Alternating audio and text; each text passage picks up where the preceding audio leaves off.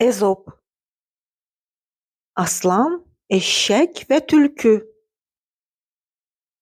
Aslan, eşək və tülkü birlikdə yaşamağa qərar verdilər və ova çıxdılar. Çoxlu ovla geri döndülər. Şir Uzunqulağa dedi ki, ovu bölüşdürsün. Uzunqulaq olanları 3 yerə böldü və aslanın seçməsini deyəndə aslan qəzəbləndi. Eşşəyi yedi.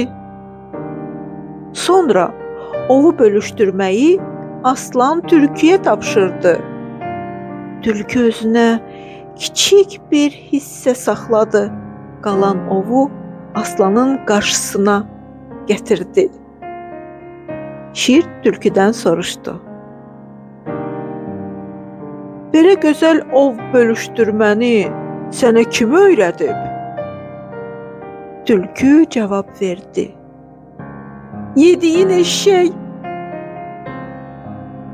Təmsildə göstərilir ki, yaxınlarının bədbəxtçiliyi başqaları üçün elm ola bilər.